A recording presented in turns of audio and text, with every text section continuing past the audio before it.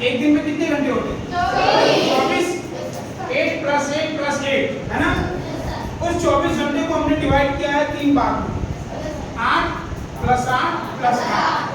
8 घंटे को क्या करना चाहिए? Hours for hard work. एक दिन में 8 घंटे हमको कम से कम 8 घंटे खूब मेहनत करना चाहिए। जैसे हम स्टूडेंट हैं, 6 घंटे हमारा स्कूल होता है, तो इसका मतलब कि 6 घंटे स्कूल में पढ़ने के बाद जब हम घर जाएं तो कम से कम 2 घंटे खूब मेहनत से पढ़ेंगे, है ना।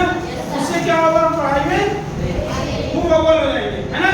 उसके बाद आता है second 8 hours for good sleep. मतलब 8 घंटे हमें दिन भर में बढ़िया नींद लेनी चाहिए। उससे क्या होगा? हम मानसिक रूप से स्वस्थ रहेंगे, है ना। हमारा दिमाग स्वस्थ रहेगा, हमारा शरीर स्वस्थ रहेगा और हर काम में हमारा मन लगेगा। उसके बाद आता है next stage.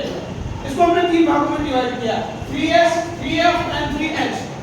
3S for soul, service and smile. Soul मतलब होता है आत्मा, परमात्मा।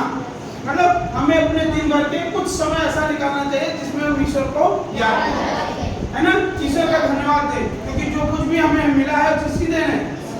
ईश्वर की देन, है ना। तो हमें अपने दिन भर के 24 घंटे में थोड़ा सा समय ईश्वर के धन्यवाद के लिए भी निकालना चाहिए। फिर आता है सर्विस। सर्विस मीन्स कुछ ऐसा काम रोज करना चाहिए जो किसी की सहायता के लिए हो, किसी की मदद के लिए हो, है ना।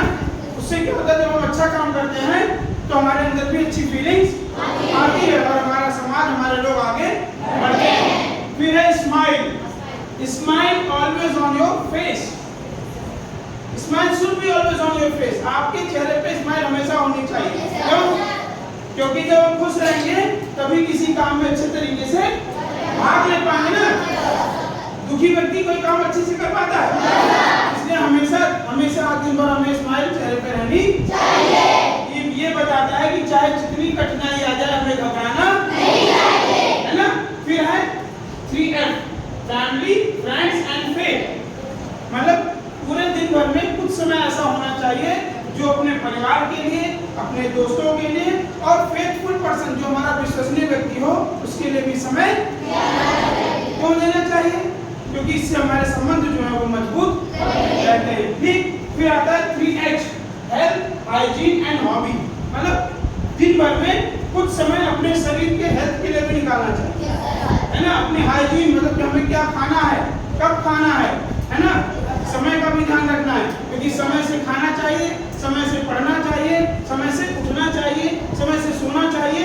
क्योंकि जब हम सब काम रूटीन से करेंगे तो हमारे शरीर में कोई बीमारी नहीं आएगी। फिर आता है हॉबी।